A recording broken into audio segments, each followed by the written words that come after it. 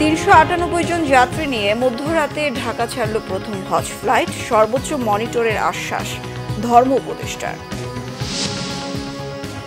নারায়ণগঞ্জে আদালত প্রাঙ্গণে লাঞ্ছিত আনিসুল হক ঢালাও মামলা এবং নিরীহ অনেককেও আসামি করায় অসন্তুষ্ট আইন উপদেষ্টা এবং আইজিপি। প্রধান উপদেষ্টাকে কাজের অগ্রগতি জানালো ঐকমত্য কমিশন। কোনো সংস্কার চাপিয়ে দেওয়া হবে না বলেছেন আলী রিয়াজ। দেশ ও মানুষের নিরাপত্তার স্বার্থে দরকার নির্বাচন। কোনো মহামানবকে ক্ষমতায় রাখতে জুলাই বিপ্লব হয়নি বললেন বিএনপি নেতারা। দেখছিলেন ক্রাউন সিমেন্ট সংবাদ শিরোনাম। এবার বিস্তারিত। পবিত্র হজ পালনের উদ্দেশ্যে সৌদি আরবের উদ্দেশ্যে ঢাকা ছেড়েছেন হজ যাত্রীরা। সোমবার দিবাগত রাত 2:15 প্রথম ফ্লাইটে ৩৯৮ জন হজ যাত্রী নিয়ে হজরত শাহজালাল আন্তর্জাতিক বিমানবন্দর ছেড়ে যায় একটি ফ্লাইট। প্রথম দিনে 10টি ফ্লাইটে যাত্রী 4180 জন। এর মধ্যে 8টি ফ্লাইট সৌদি আরবের জেদ্দায় কিং আব্দুল আজিজ আন্তর্জাতিক বিমানবন্দরে এবং 2টি ফ্লাইট মদিনায় প্রিন্স মোহাম্মদ বিন আব্দুল আজিজ আন্তর্জাতিক বিমানবন্দরে অবতরণ করার কথা রয়েছে। এছাড়া এবছর বাংলাদেশ থেকে মোট 87,100 জন সৌদি আরব যাবেন। এর মধ্যে 5,200 জন সরকারি মাধ্যমে এবং বেসরকারি মাধ্যমে 81,900 জন যাবেন। চাঁদ দেখা সাপেক্ষে আগামী 5 জুন পবিত্র হজ অনুষ্ঠিত হবে। উত্তরের আশকোনা হাজি ক্যাম্পে হজযাত্রীরা জানান, এবারের আয়োজন আগের চেয়ে অনেকটাই ভালো।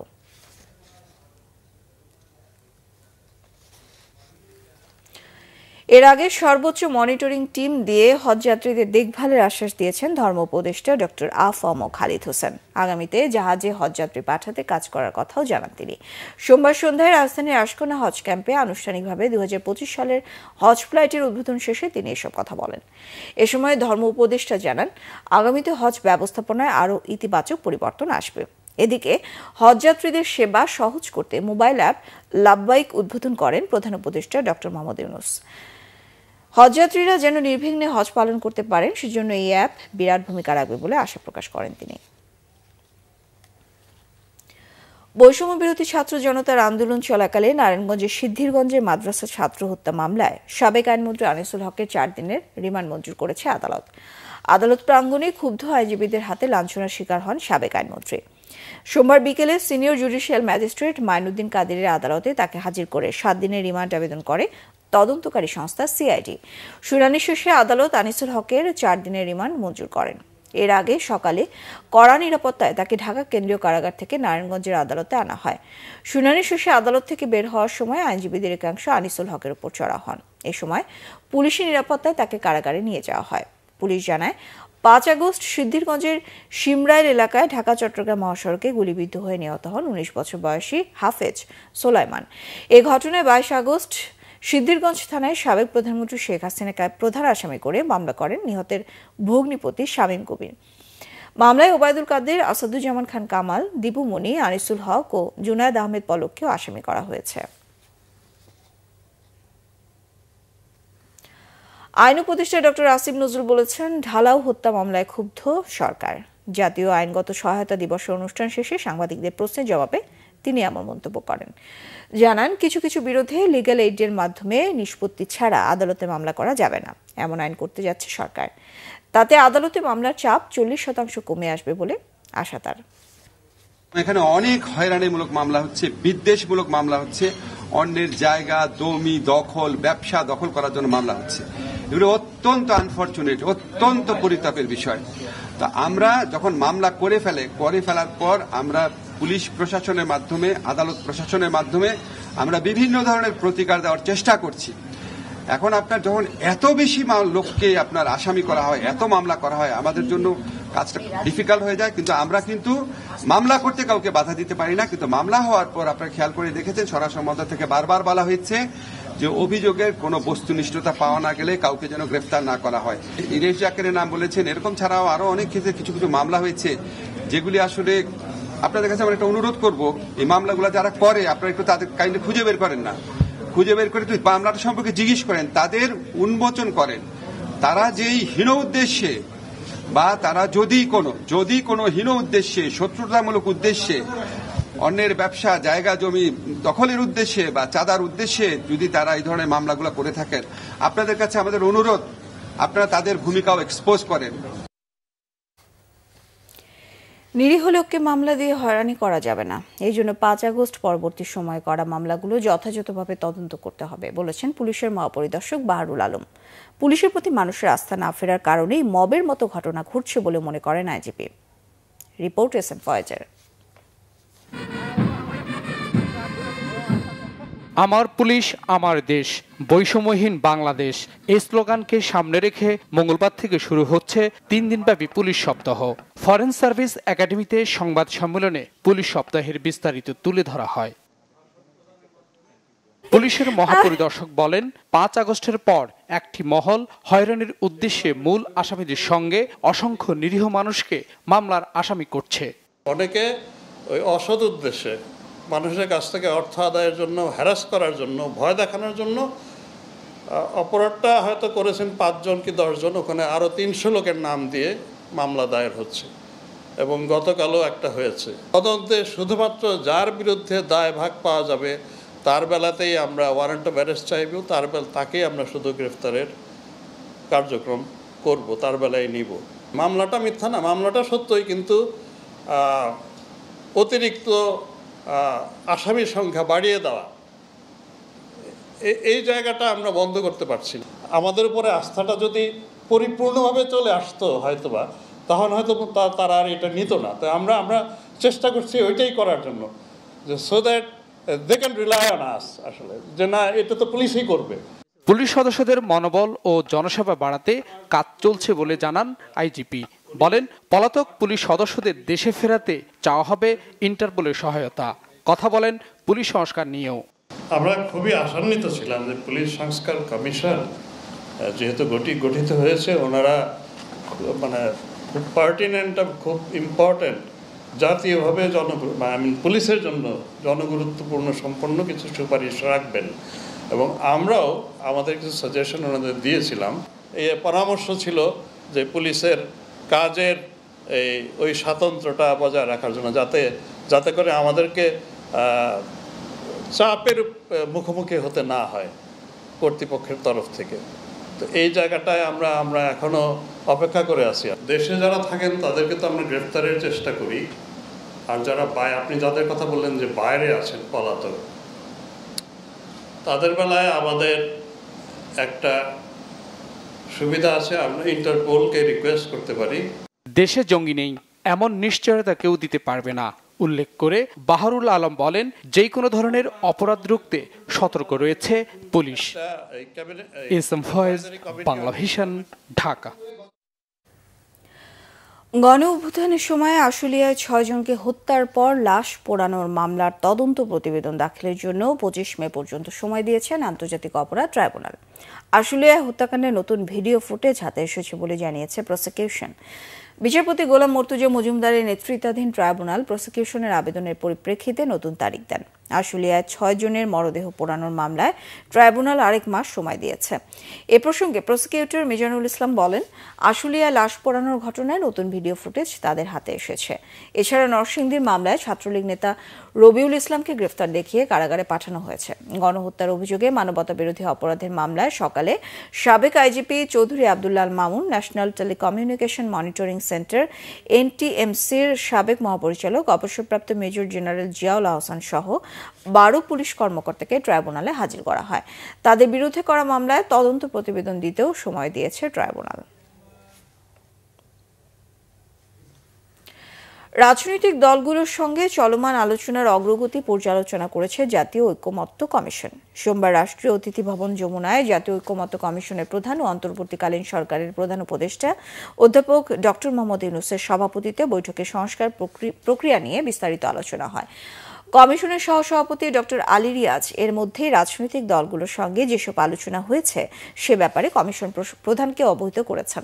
কমিশনের সদস্য ডক্টর বদিউল আলম মজুমদার, ডক্টর ইফতেখারুজ্জামান, বিচারপতি এমদাদুল হক এবং সফররাজ হোসেনও এতে অংশ নেন। সেই আলোকে পরবর্তী করণীয় সম্পর্কে দিক নির্দেশনা দেন প্রধান উপদেষ্টা। চলমান সংস্কারে ব্যক্তি, দল, গোষ্ঠীর চাইতে দেশকে বেশি গুরুত্ব দেওয়ার আহ্বান জানিয়েছেন গণ অধিকার পরিষদের প্রধান নুরুল হক নূর। আর সংস্কার বর্তমান অন্তর্বর্তী সরকারের অধীনে বাস্তবায়নের দাবি তার। সোমবার সকালে সংসদ ভবনের এলডি হলে জাতীয় ঐকমত্য কমিশন বৈঠকে বসে গণ অধিকার পরিষদের সঙ্গে। নুরুল হক নূরের নেতৃত্বে গণ অধিকারের 9 সদস্যের প্রতিনিধি দল এতে অংশ নেয়। বৈঠকে ঐকমত্য কমিশনের সহসভাপতি ডক্টর আলী রিয়াজ বলেন, আলোচনার মাধ্যমে জাতীয় সনদ তৈরি করাই ঐকমত্য কমিশনের কাজ। জানান, 39টি রাজনৈতিক দলের পক্ষ থেকে সংস্কার প্রস্তাব এসেছে। 19 দলের সাথে আলোচনা শেষ হয়েছে। 166টি প্রস্তাবের বাইরেও সামগ্রিক বিষয়ে আলোচনা হবে। আমরা সকলে যেন আসলে একটু জোর দিয়ে হলেও কমিটেড থেকেও যেন দেশ জাতির বৃহত্তর স্বার্থে এই কার্যকর সংস্কারগুলো আমরা বাস্তবায়ন করি। যেহেতু হেড অব দ্য গভর্নমেন্ট আমাদের সকলের সম্মানিত প্রধান উপদেষ্টা ডক্টর মোহাম্মদ ইউনূস, তারই যেহেতু তারা মনোনীত টিম, তাদের মাধ্যমে প্রধান উপদেষ্টার কাছে আমাদের এটি আহ্বান থাকবে, যে কোনো মূল্যে যেই সংস্কারগুলো আলাপ আলোচনার মধ্যে দিয়ে ঠিক হবে সেগুলো এই সরকারের অধীনেই বাস্তবায়ন করতে হবে। শুধুমাত্র সংস্কার কমিশনের প্রতিবেদন বা সংস্কার কমিশনের মতামত, সংস্কার কমিশনের সুপারিশই যথেষ্ট নয়। সকল রাজনৈতিক শক্তির, গণতান্ত্রিক শক্তিগুলোর জনমানুষের ঐক্যের মধ্য দিয়েই কেবলমাত্র আমরা বাংলাদেশকে একটি নতুন বাংলাদেশের দিকে অগ্রসর করতে পারব। কেবলমাত্র কাগজে আমরা কি লিখছি তা নয়, চর্চার মধ্য দিয়ে, অঙ্গীকারের মধ্য দিয়ে, প্রতিশ্রুতির মধ্য দিয়ে আমাদেরকে এই কাজে অগ্রসর হতে হবে। বাংলাদেশ আরেকটা গাজায় পরিণত হোক, বিএনপি তা চায় না, বললেন বিএনপির মহাসচিব মির্জা ফখরুল ইসলাম আলমগীর। মানবিক করিডোরের বিষয়ে সকল রাজনৈতিক দলের সাথে বসে সরকারের সিদ্ধান্ত নেওয়া উচিত ছিল বলে মন্তব্য করেছেন তিনি। সোমবার বিকেলে ঠাকুরগাঁও সদর উপজেলার জগন্নাথপুর ইউনিয়নের খাগড়াবাড়ি শেখ বাজারে গণসংযোগ কর্মসূচিতে তিনি এমন মন্তব্য করেন। এ সময় তিনি আরো বলেন, দেশের মানুষ জীবন দিয়ে, রক্ত দিয়ে শেখ হাসিনাকে উৎখাত করেছে। এখন একটা সুযোগ সৃষ্টি হয়েছে। দেশের স্বার্থে, মানুষের নিরাপত্তার স্বার্থে নির্বাচন দেয়া দরকার। সব প্রতিহিংসা বাদ দিয়ে একটা সুন্দর বাংলাদেশ গড়ে তোলারও আহ্বান জানান তিনি। বলেন, মানুষ আর যুদ্ধ দেখতে চায় না।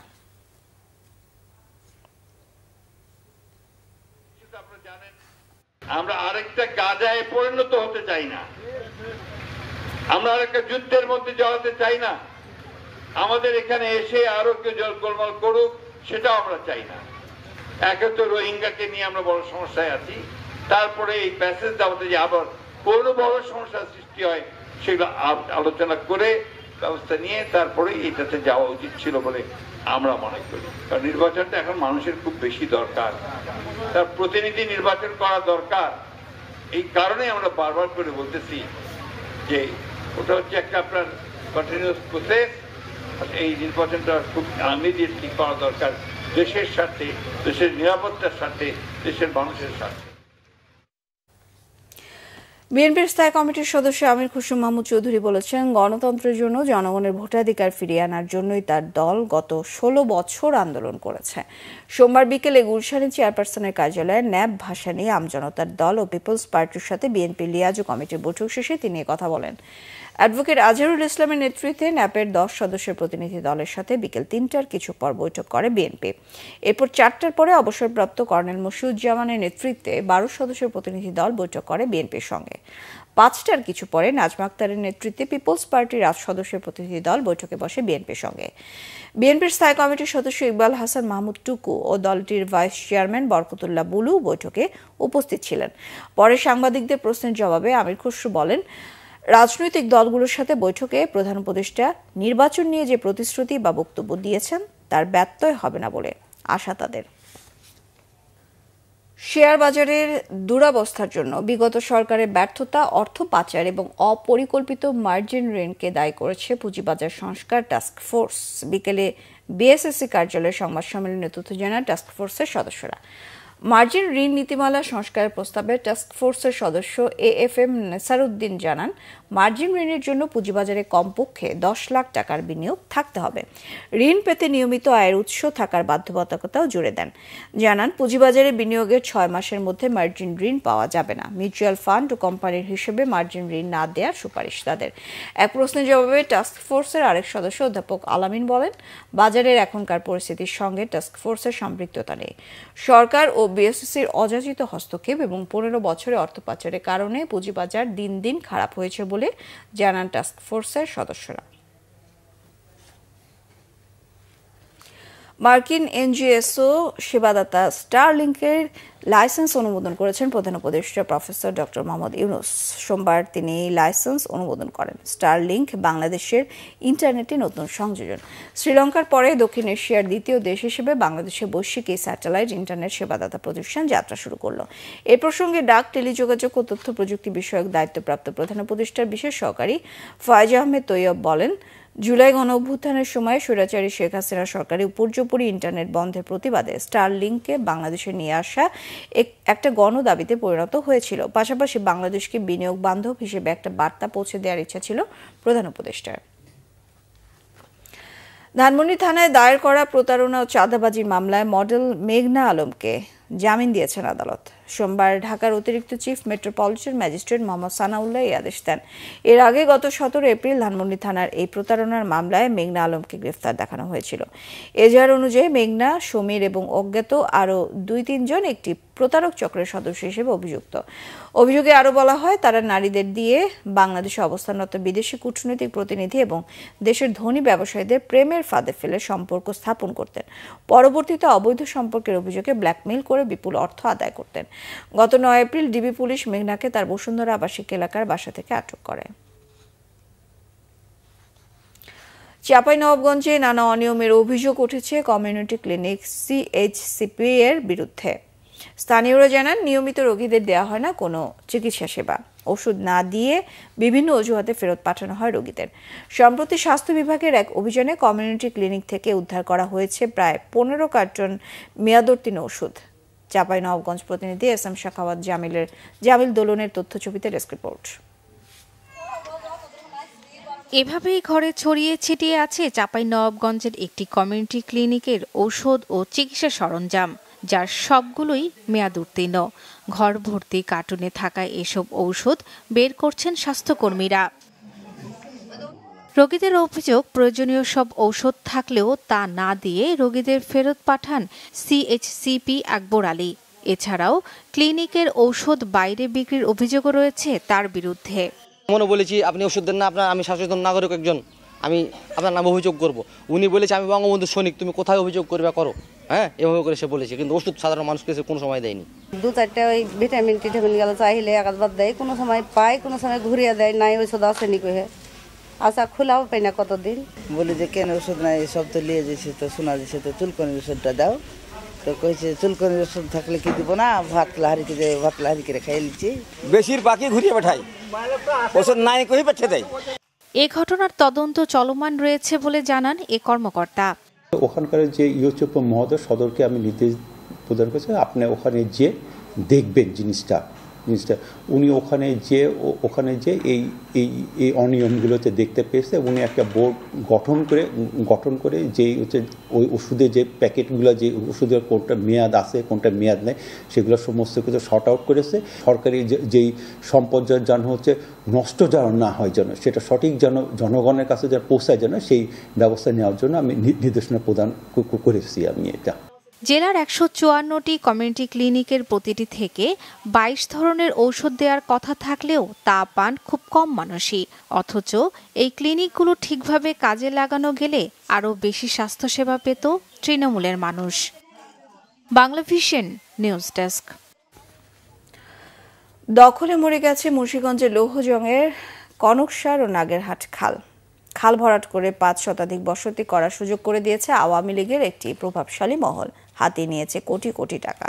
এছাড়া খালের জায়গায় বহুতল ভবন নির্মাণ সহ 2 সহস্রাধিক দোকান, ব্যবসা প্রতিষ্ঠান গড়ে তুলে এখনো ভাড়া উঠাচ্ছে দখলদাররা। নাগেরহাট খালটি সরকারিভাবে খনন করা হলেও এর সুফল পায়নি গ্রামবাসী। মুন্সিগঞ্জ থেকে সোনিয়া হাবিব লাবণীর তথ্যছবিতে ডেস্ক রিপোর্ট। মুন্সিগঞ্জের লোহজংয়ের কনকসার ও নাগেরহাট খালের উৎপত্তি পদ্মা নদী থেকে।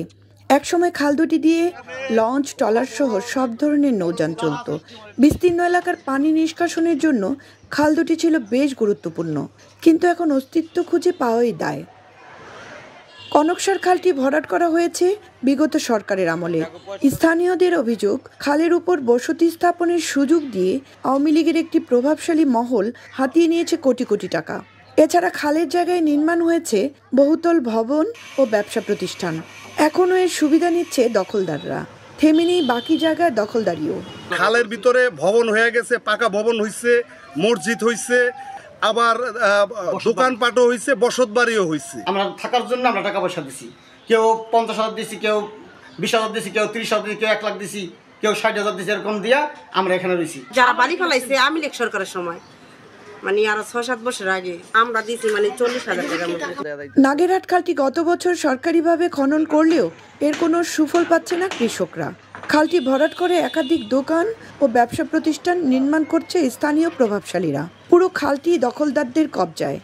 5 আগস্টের পরে আপনার নাগেরহাট দিয়া যাও একটু গেছে বছরে একটু কাটছিল, কাটার পরে আবার ভরট করে আবার এখন দোকান পাট করতেছেন। স্বার্থ নিশ্চিলের লোক আছে মনে করেন যে তারা তাগর সহযোগিতায় আওয়ামী লীগের দোসররা এই দখলদার দিকে চালাইতেছে। প্রশাসন থেকে কোনো পদক্ষেপ নেয় না, যার কারণে ঘর উঠতেছে। আমরা কৃষক যে পানি পাইবো, এর সেচ দিব, এর কোনো নাই, কৃষক কোনো পানি পায় না। ভরাট হওয়া খালের কয়েক জায়গায় কালের সাক্ষী হয়ে দাঁড়িয়ে আছে একাধিক ব্রিজ ও কালভার্ট। প্রশাসনের কার্যকর পদক্ষেপ চায় স্থানীয়রা। আমাদের নাগেরহাট বাজারে যে দখল হচ্ছে সেটা আমরা বন্ধ করেছি এবং সেখানে আমি দাবি করেছি আমরা ব্যক্তিগত জায়গা, সেটা আমরা আমাদের পক্ষ থেকে আমরা সরকারিভাবে মেপে যদি সরকারি জায়গা এটা হয়ে থাকে তাহলে অবশ্যই এটা আমরা উচ্ছেদ করবো পুরোপুরি এবং খালকে প্রবাহমান রাখার জন্য যা করলে আমরা সেটা করবো। দখল উচ্ছেদ ও পূর্ণ খননের মাধ্যমে খাল দুটি বাঁচিয়ে রাখার আকুতি লোহজংবাসীর। সোনিয়া হাবিব, লাবণী, বাংলা ভিশন, মুন্সিগঞ্জ।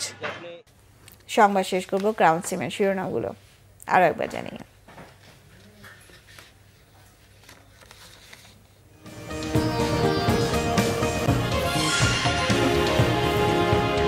398 জন যাত্রী নিয়ে মধ্যরাতে ঢাকা ছাড়ল প্রথম হজ ফ্লাইট। সর্বোচ্চ মনিটরের আশ্বাস ধর্ম উপদেষ্টার। নারায়ণগঞ্জে আদালত প্রাঙ্গণে লাঞ্ছিত আনিসুল হক, ঢালাও মামলা এবং নিরীহ অনেককেও আসামি করায় অসন্তুষ্ট আইন উপদেষ্টা এবং আইজিপির। প্রধান উপদেষ্টাকে কাজের অগ্রগতি জানালো ঐকমত্য কমিশন, কোনো সংস্কার চাপিয়ে দেওয়া হবে না বলেছেন আলী রিয়াজ। দেশ ও মানুষের নিরাপত্তার স্বার্থে দরকার নির্বাচন, কোনো মহামানবকে ক্ষমতায় রাখতে জুলাই বিপ্লব হয়নি বললেন বিএনপি নেতারা।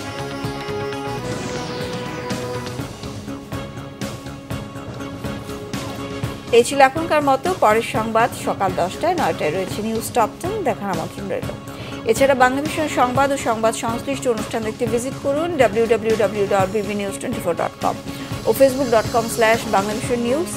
সাবস্ক্রাইব করুন youtube.com/banglavishnnews। সঙ্গে থাকায় ধন্যবাদ সবাই।